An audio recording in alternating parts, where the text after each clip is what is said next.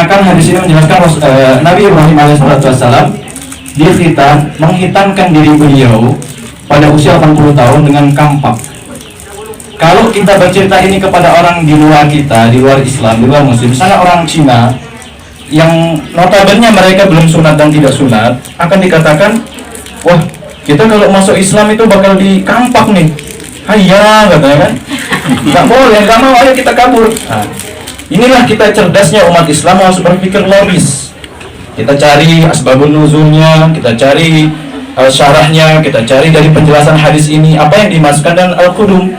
Ternyata menurut Imam Nawawi rahimahullah taala, al-qudum itu makna suatu daerah, nama suatu daerah. Kayak misalnya kita ini ada namanya Sulul Jadid. Sulul Jadid itu Solo Baru. Ya, Sulul Jadid, Solo Baru, ada nama daerah Solo Baru, Surakarta dan sebagainya. Dan al-qudum, makna hadis ini menunjukkan suatu tempat, yaitu daerah bernama al-qudum. Kenapa dinamakan daerah Al-Qudum? Karena di situ tempat pengrajin kampak pada masa itu. Jadi Nabi Ibrahim dihitan bukan dengan kampak, mati nanti, bahaya. Dihitannya pakai apa? Dengan alat-alat yang logis pada masa itu, misalnya silet, katar dan sebagainya. Maka jangan kita sok-sokan mengaku saya bermanhaj kepada khitannya Nabi Ibrahim, kita khitan anak kita dengan kampak. Habis deh. Habis langsung kan. Ya. Suram masa depannya. Gitu. Jadi jamaah rahimani wa rahimakumullah, yang harus kita pikirkan sekarang, bagaimana kita menjalankan suatu syariat tanpa adanya rasa berat hati, tanpa adanya rasa ketakutan terhadap diri kita, apapun syariatnya, puasa, zakat, menikah bagi yang jomblo, ya, dan sebagainya, termasuk khitan ini. Khitan dari penjelasannya ulama, menurut mazhab Syafi'i, qaulul qadim, perkataan yang lama, khitan itu diwajibkan kepada anak-anak laki-laki dan anak-anak perempuan. Laki-laki wajib khitan, perempuan pun wajib khitan. Di mazhab Syafi'i yang qaulul qadim.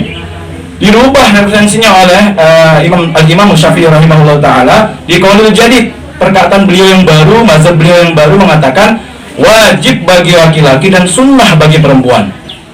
Ya, wajib bagi laki-laki dan sunnah bagi perempuan. Sedangkan menurut jumhur ulama al-fuqaha, al-ulama al-fiqh, itu mengatakan khitan itu diwajibkan hanya bagi anak laki-laki. Dijelaskan juga dalam riwayat mengatakan bahwa Rasulullah ketika mengkhitan Hasan dan Husain, ketika itu beliau Hasan dan Husain berusia 7 hari. Ya, sunnahnya kita mengkhitan anak kita di usia 7 hari, biar dia nggak takut.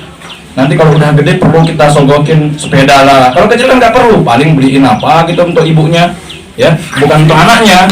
Kalau udah gede kan anaknya dihadiahin sepeda. Kalau yang rada keren dikit PS5 lah, ya. Kalau enggak Ninja dan sebagainya.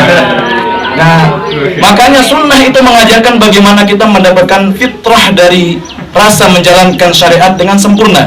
Itulah sunnah.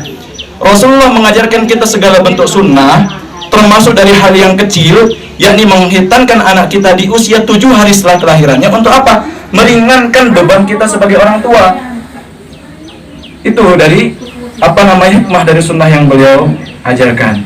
Maka dari itu, bapak-bapak, ibu-ibu, terlebih juga kita harus berpikir bagaimana ketika saudara kita sedang menjalankan syariat agama Allah, syariat Rasulullah SAW, syariat Islam, maka orang-orang yang ada di sekitarnya yang membantu untuk menyelesaikan acara, membantu untuk lancarnya acara, berjalannya dengan lancar, termasuk dari rukun-rukun menjalankan kewajiban dari syariat Allah Subhanahu wa taala.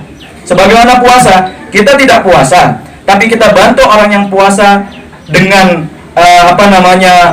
hidangan ketika sahur, hidangan ketika berbuka. Kita tidak berpuasa, tapi Allah catatkan pahala 1 buah puasa di hadapannya. Begitupun dengan sholat.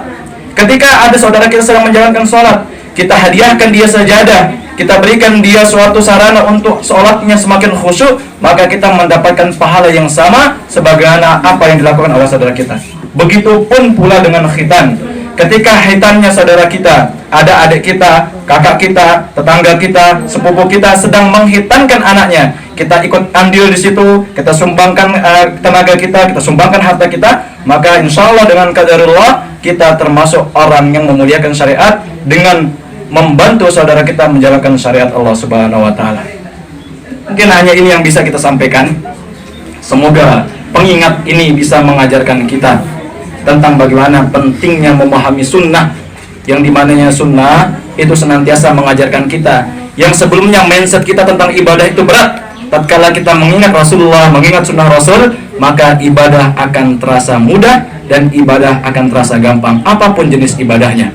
Ketika ibadah sudah menjadi kebiasaan, ketika ibadah sudah menjadi kebutuhan utama kita, maka segala bentuk ibadah kita lakukan dengan hati yang lapang, hati yang gembira, tidak akan pernah memikirkan material. Kita hanya memikirkan bagaimana hasil korban kita diterima oleh Allah Subhanahu wa taala, bagaimana keringat kita diterima oleh Allah Subhanahu wa taala. Itu yang akan kita rasakan ketika ibadah sudah menjadi kebiasaan di dalam keseharian kita. Barakallahu fikum.